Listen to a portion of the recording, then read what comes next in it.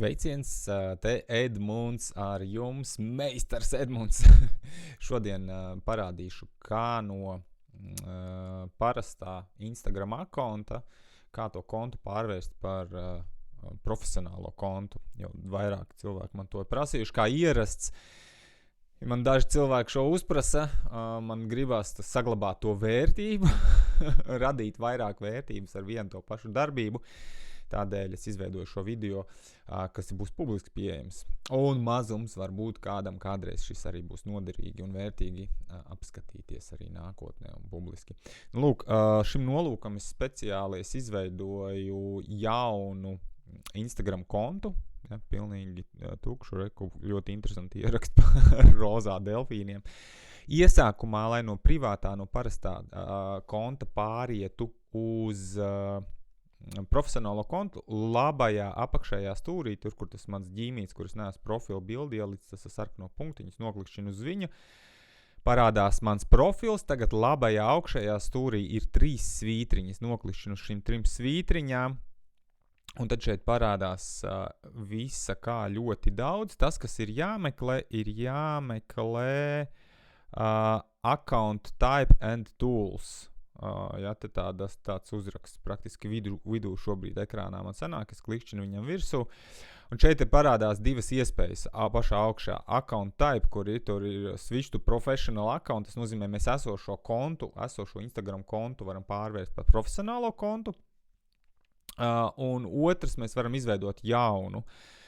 Šobrīd ļoti bieži un vairumā gadījumu ir interesantāk un vērtīgāk pārslēgt, nevis veidot jaunu, bet izvērtējot jūs paši savu situāciju. Parādās dažādas lietas, ja, viņš mums rāda, ko mēs varēsim darīt. Access Insights, kas nozīmē, mēs varēsim piekļūt detalizētai informācijai par to, kas ir skatījies mūsu postus un citu informāciju. Mēs varam izmantot reklāmas, ja nu gadījumā mēs varētu gribēt, un teorētiski mēs varam arī saņemt samaksu par to, kad monetizēt tātad mūsu profilu. Paskaidrot, kas ir mūsu biznes vai kas mūs vislabāk aprakstam, tad šeit jūs principā izvēlaties, vai jūs jūtaties kā mākslinieks, liela daļa izvēlēsies blogerus, digital creator, tātad digitālā satura veidotājs, izglītība, uzņēmējs, ja, principā izvēlaties piemērotāko, kas atbilst jūsu, es izvēlēšos digital creator, un apakšā ir pogas switch to professional account. Mēs klikšķinām virsū, un notiek kaut kāda maģija. Un tad viņš jautā, ir 2 tipi šie konti. What type of professional are you?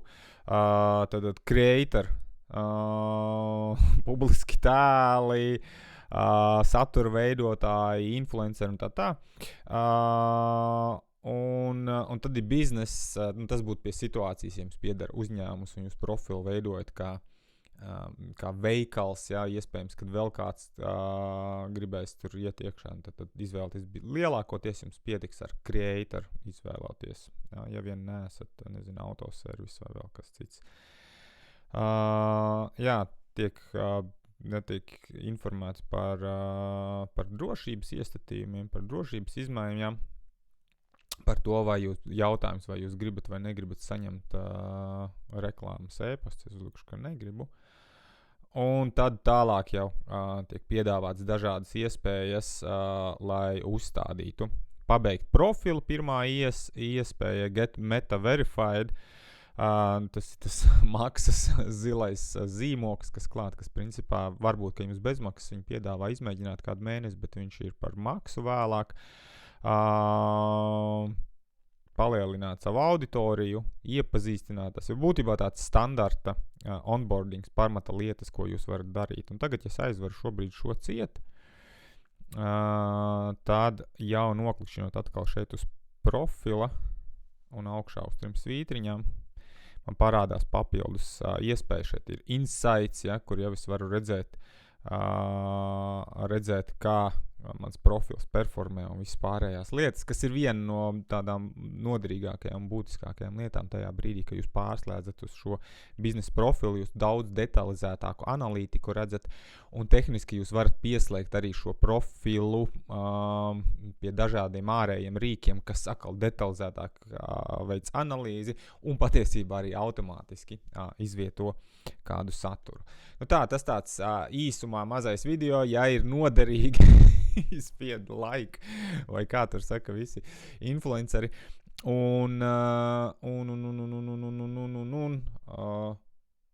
Ja kaut kas neizdodas, raksti vai nu komentārā vai sūti man ziņu.